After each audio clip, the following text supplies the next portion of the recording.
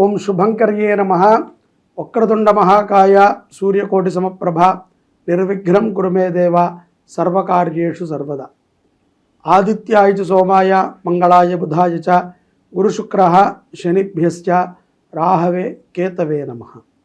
గురుబ్రహ్మా గురుర్విష్ణుః గురుర్దేవో మహేశ్వరః గురు సాక్షాత్ పరబ్రహ్మ తస్మై శ్రీ గురవే నమః. శ్రీ మహాగణాధిపతయే నమః. ఆదిత్యాది నవగ్రహ దేవతాభ్యో నమో నమః. అస్మత్ శ్రీ గురు చరణారవిందాభ్యా నమః. శ్రీ శ్రీ శ్రీ గణపతి సచ్చిదానంద సద్గురుభ్యో నమో నమః. కన్యారాశి వారికి జూన్ నెలలో గల గోచార ఫలితాలను తెలియచేస్తున్నాము, శ్రద్ధగా ఆలకించండి. ఈ రాశిలో ఉన్నటువంటి ఉద్యోగస్తులకు కానీ వ్యాపారస్తులకు కానీ ఈ యొక్క మాసములో శుభవార్తలు వినేటువంటి అవకాశము ఎక్కువగా గోచరిస్తోంది. గోచారం రీత్యా మీరు అనుకున్నటువంటి పదవులని అధిరోహించటం కానీ, అటువంటి పదవులకి సంబంధించినటువంటి చర్చలు జరగటము కానీ, వ్యాపారములో మీరు అనుకున్న విధమైనటువంటి గ్రోత్ మీకు లభించడం కానీ మనం గమనించవచ్చు. అలాగే ఈ శుభతరుణంలో ఎన్నో విజయోపేతమైనటువంటి నిర్ణయాలని కన్యారాశి జాతకులు జూన్ మాసంలో తీసుకుంటారు. ముఖ్యంగా స్నేహితులతో కలవటానికి, ఆప్తులతో సమయాన్ని వెచ్చించడానికి, ముఖ్యంగా ధనపరమైనటువంటి ఆలోచనలని మెరుగుపరుచుకుంటానికి ఈ జూన్ మాసము ఎంతగానో కన్యారాశి వారికి ఉపయోగపడుతుంది. అలాగే విద్యార్థులు ఎవరైతే గనక విద్యార్థులు ఉన్నారో ఈ యొక్క విద్యాభ్యాసానికి సంబంధించినటువంటి కొన్ని కోర్సులను తీసుకునేటువంటి పిల్లలకి ఇదొక సత్సమయంగా మనం అనుకోవచ్చు. ఈ యొక్క సమయంలో మేధశక్తి బాగుంటుంది. ఇప్పుడు మీరు చదివినది గట్టిగా మీ యొక్క మెదడులో ఉండి దాన్ని మీరు ఆచరణలోకి పెట్టి పరీక్షా కాలములో ఇప్పుడు చదివినటువంటి ఏదైతే గనక విద్యా విషయాలు ఉంటాయో వాటి మీద మీరు దృఢమైనటువంటి పటుత్వంతో ఉంటారు అని కూడా మనం గోచారం రీత్యా తెలుసుకోవచ్చు. అంటే విద్యార్థులకి కూడా ఈ యొక్క జూన్ మాసంలో చాలా విశేషమైనటువంటి ఫలితాలు ఉన్నాయి. సద్భావనతో ఉండాలి. చెడు వ్యసనాలతో ఉన్నటువంటి స్నేహితులని ముందుగానే కట్ చేయండి. మొక్కై వంగనది మానే వంగదు. తర్వాత చూద్దాంలే, కొంతకాలము మాట్లాడదాంలే, తర్వాత మనం కంట్రోల్ చేసుకోగలుగుతాం అని మీరు అనుకుంటున్నారు, కానీ కాలము మీ చేత కంట్రోల్ చేయించు. కాబట్టి ముఖ్యంగా స్త్రీ పురుషులు ఎవరైతే గనక పెద్ద పెద్ద చదువులు చదువుతున్నారో ఏది ఉన్నా తల్లిదండ్రులతో చర్చించండి. సొంత నిర్ణయాలతో మీరు వ్యవహారం చేయటం ద్వారా కొంత నష్టపోతారు. విద్యార్థులు ఈ సూచనని దృఢంగా తీసుకోవాలి. ఇక కోర్టు వ్యవహారాలను గనక మనం అబ్జర్వ్ చేసినట్లయితే జూన్ మాసంలో కన్యారాశి వారికి వివాహ సంబంధితమైనటువంటి కోర్టు వ్యవహారాలు, అంటే కొంతమందికి డైవర్సు విషయాలలో కానీ, మరి కొంతమందికి భార్య తరపు నుంచో భర్త తరపు నుంచో రావాల్సినటువంటి ఆస్తి విషయాలు కానీ, లేకపోతే పిల్లలకి సంబంధించి చాలామంది కోర్టులో కొన్ని వ్యవహారాలను నడుపుతూ ఉంటారు. అటువంటివి 60% ఫలిస్తాయి. 100% అని మీరు అనుకోవద్దు. ఎందుకంటే ఎక్కడైతే గనక సత్యం ఉంటుందో, ఎక్కడైతే ధర్మం ఉంటుందో అటుపక్కకే మక్కువ చూపుతుంది. యథార్థంగా కన్యారాశి జాతకులకి అధర్మమైనటువంటి పోరాటము, అత్యాశతో పోరాటము, లేకపోతే ఏదైనా ఒక పట్టుదలతో ఈ యొక్క కోర్టు పోరాటాలలో గనక మీరు ఉన్నట్లయితే తప్పనిసరిగా అపజయమే. ఎందుకంటే ఇవన్నీ కూడా ఎదుటవారి మీద ఉన్నటువంటి కక్ష సాధింపు కోసమై మనం వేసినటువంటి పిటిషన్లే తప్ప యథార్థము కాదు అని మీ మనసుకు తెలిస్తే, అదే యథార్థం అనుకోండి, మీకు 100కి 100% మీరు విజయాన్ని పొందుతారు. అందులో ఎటువంటి సందేహం లేదు. కాబట్టి ధర్మము వైపు ఎక్కువగా మక్కువ చూపేటువంటి సమయము జూన్ మాసం. న్యాయపరమైనటువంటి పోరాటాల యందు కూడా ధర్మ విజయాలని పొందుతారు. కొన్ని సందర్భాల్లో మనం అనుకుంటూ ఉంటాం, అయ్యో మనకు తెలుసండి అటుపక్క వాళ్ళు తప్పే చేశారు కానీ వాళ్ళు ఒప్పైపోయారు ఇప్పుడు అని మనం అంటూ ఉంటాం కదా. ఏంటి కాలం ఇలా మారిపోయింది, అధర్ములకే రోజులు నడుస్తున్నాయి అని. కానీ ఇది ధర్మపు రోజులు నడుస్తున్నాయి. ప్రస్తుతము కన్యారాశి వారికి ధర్మ విజయము బాగా గోచరిస్తుంది. గోచారం రీత్యా కోర్టు వ్యవహారాలలో కూడా ధర్మబద్ధమైనటువంటి విషయాల యందు విజయాన్ని సాధించగలుగుతారు. ఇక ఎవరైతే కనుక అవివాహితులు ఉన్నారో, వివాహం చేసుకోవాలని ప్రయత్నం చేసేవారు, వివాహ సంబంధాలు చూసుకునేటువంటి వారు, ఉద్యోగము స్థిరత్వము లేనటువంటి వాళ్ళు, ఉద్యోగ వేటలో ఉన్నటువంటి వారికి చిన్నపాటి ఉద్యోగములు ఈ పౌర్ణమి తర్వాత లభిస్తాయి. ఏదైతే కనుక జ్యేష్ఠమాసములో వచ్చేటువంటి పౌర్ణమి ఉంటుందో, పౌర్ణమి తర్వాత చిన్నపాటి ఉద్యోగముల అవకాశాలు అయితే దొరుకుతాయి. చాలామంది ఇవాళ రేపట్లో ఏముందిలే మనం చదువుకుంది చాలా పెద్ద పెద్ద పిహెచ్డీలు చేశాం, ఇప్పుడు మనము చిన్నపాటి ఉద్యోగం చేయటం వల్ల మనకున్నటువంటి మేధశక్తి పోతుంది, మనల్ని తక్కువగా చూస్తారు అని. యథార్థంగా ఏదో ఒక పని చేయకపోతేనే మిమ్మల్ని తక్కువగా చూస్తారు. ఏదో ఒక పని చేస్తూ ఉండాలి. సంపాదన అనేటువంటిది 25 సంవత్సరాల నుంచి 27 సంవత్సరాల మధ్యలో మనం మొదలు పెట్టకపోతే జీవితం మీద మనకి ఎటువంటి అవగాహన రాదు. డబ్బుని ఎలా మేనేజ్ చేయాలి, మార్గములో పరిచయం అయ్యేటువంటి వ్యక్తులతో ఎలా ఉండాలి మనకు తెలియదు.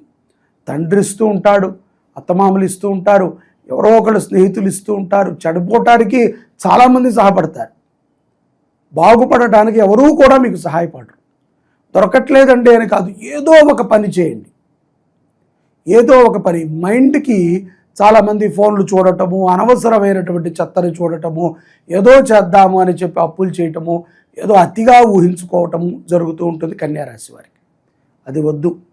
ఏదో ఒక పని మీరు చదువుకున్న దాంట్లో 10వ క్లాస్ నుంచి ఇప్పుడు పిహెచ్డి దాకా మీరు చదువుంటే వీటిల్లో సంబంధించినటువంటి వృత్తులు ఏదో ఒక పనిని పెట్టుకోండి.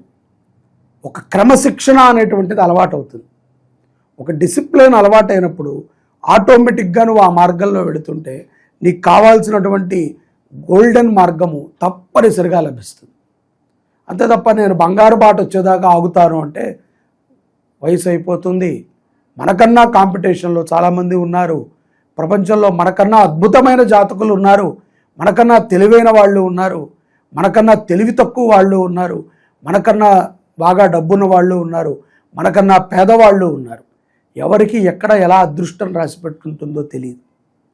చాలా ఉదాహరణలు మనం వింటూ ఉంటాం. తెల్లారితే చిన్న కూరగాయల మార్కెట్ పెట్టుకుని సూపర్ మార్కెట్ పెట్టాడు అని మనం ఎక్కిరిస్తాం వాడిని చూసి, వీడి బొంద, వీడికి ఏదో తగిలి ఉంటుంది అది ఇది అని. కానీ యథార్థంగా కష్టపడే తత్వం ఉంది కాబట్టి అతను క్లిక్ అయ్యాడు అన్న విషయాన్ని మనం ఒప్పుకోలేం. ఎందుకంటే మనం కష్టపడం కదా. ఎదుటివాడు కష్టపడతాడు అంటే మనం నమ్మలేం.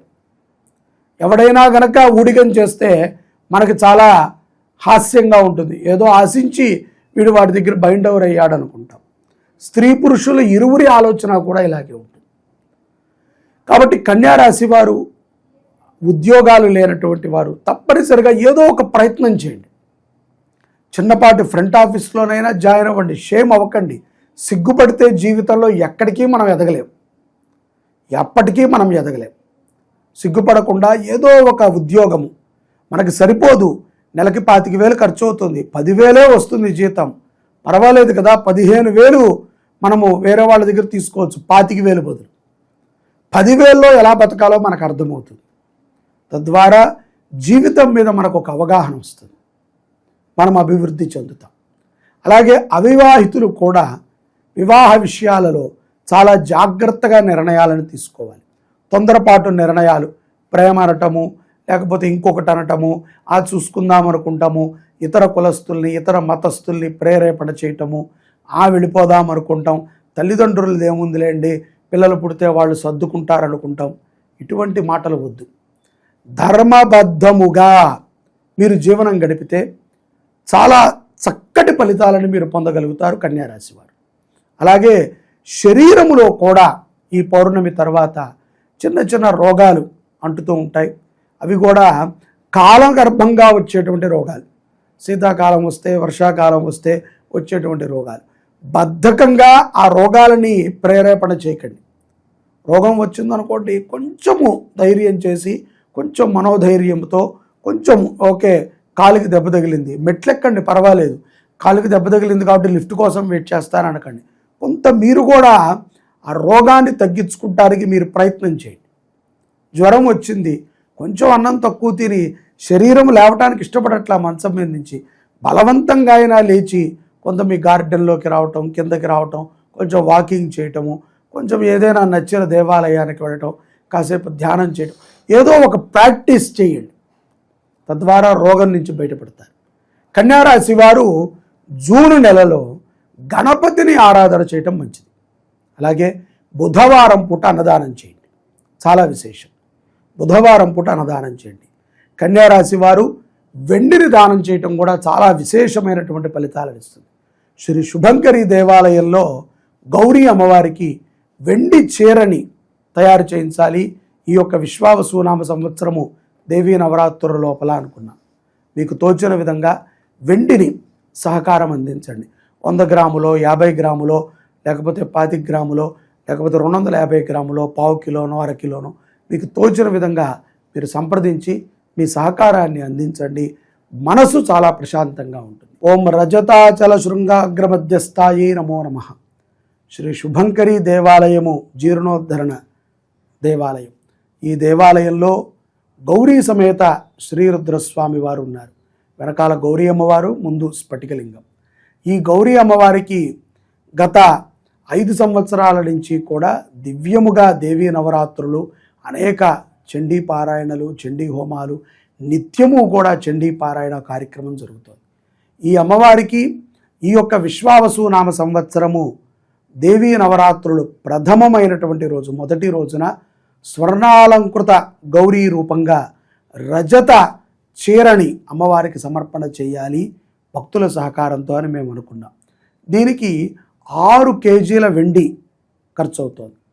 అదే కాకుండా 2 మాసాల సమయం కూడా మనకి దానికి పడుతుంది. చాలామందికి ఈ విషయాన్ని మేము చెప్తున్నాము. తోచినంత వెండిని సహకారం అందిస్తున్నారు. 100 గ్రాములు, 150 గ్రాములు, 200 గ్రాములు, పావు కిలో, అర కిలో, కిలో, ఈ రకంగా సహకారం అందిస్తున్నారు. ప్రస్తుతము 1 కేజీన్నర నుంచి 2 కేజీల మధ్యలో వెండి సమకూరింది. ఇంకా 4 కేజీల వెండి అమ్మవారి చీరకి కావాలి. ఈ ఆషాఢ మాసం లోపు అమ్మవారి చీర కోసము మీకు తోచిన విధంగా వెండి సహకారం అందించండి. దానికి మీరు కింద ఉన్నటువంటి నెంబర్ని సంప్రదిస్తే ఎంత, ఏ గ్రాముకు ఎంత అనేటువంటి విషయాలను కూడా మీకు చెప్తారు. మీకు తోచిన విధంగా అమ్మవారికి నిరంతరము అలంకృతమై ఉండేటువంటి ఆ యొక్క వెండి చీరలో మీరు కూడా భాగస్వాములు కండి. మీరు కూడా అమ్మవారిలో ఒక అలంకృతమై ఉంటారు అని నేను భావిస్తూ ఈ అవకాశాన్ని మీకు కల్పిస్తున్నాను. జై శుభంకరి.